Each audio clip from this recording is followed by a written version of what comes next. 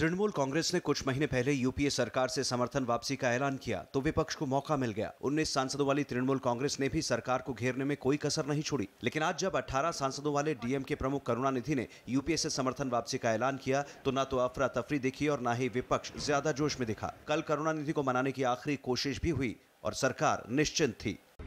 It is evident that we would have to consult all political parties. Such a consultation has begun. Now, while these exercises are on, we have just heard that the DMK has decided to pull out its ministers and withdraw support to the UPA. Congress नेताओं का कहना है कि लोकसभा में संख्या बल उनके पक्ष में है। इसी नाते सरकार बचाने की अफरा तफरी की जगह कैबिनेट की बैठक समेत सारे काम रोजमर्रा की तरह हो रहे हैं। सरकार को कोई खतरा नहीं है। सरकार मजबूती से अपने काम में लगी रहेगी और जहां तक डीएमके की मांगे हैं और तमिलनाडु के लोगों की भावना है, उस पर हमारी आपस में चर्चा हो रही है। वैसे अल्पमत में होना सरकार के लिए अस्थिरता की गारंटी नहीं। 1991 से 1993 के दौरान अल्पमत में होने के बाद भी पीवी नरसिम्हा राव के नेतृत्व वाली कांग्रेस सरकार ने 3 साल में आर्थिक सुधारों समेत कई अहम फैसले लिए थे। उदारीकरण और वैश्वीकरण की राह भी तभी खुली जब सरकार बहुमत में नहीं थी। तब कांग्रेस के पास सिर्फ 232 सीटें थी और एकमात्र सहयोगी एआईएडीएमके के पास 11। जुलाई 1993 में राव सरकार के खिलाफ अविश्वास प्रस्ताव आया तो अजीत सिंह और जेएमएम नए सहयोगी बन गए। सरकार ने कार्यकाल पूरा किया। हालांकि ताजा हालात पर वामपंथी नेताओं की राय अलग है। The impact of DMK's withdrawal will be on the government. Government becomes minority.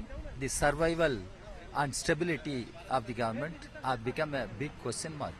वैसे बीजेपी ये तो कह रही है कि सरकार अल्पमत में है, लेकिन अविश्वास प्रस्ताव लाने के बारे में वो चुप है।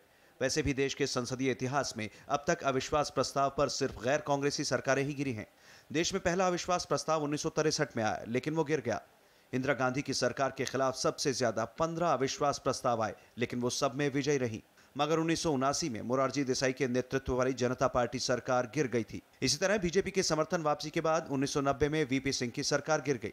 1996 में अटल बिहारी वाजपेयी ने विश्वास मत से पहले ही इस्तीफा दे दिया था, जबकि 1997 में देवेगौड़ा को कुर्सी छोड़नी पड़ी थी। बाद में जयललिता की समर्थन वापसी के बाद अटल बिहारी वाजपेयी के नेतृत्व वाली एनडीए सरकार महज 1 वोट से गिर गई थी। बीजेपी का मानना है कि डीएमके के समर्थन वापसी के बाद सरकार वेंटिलेटर पर है।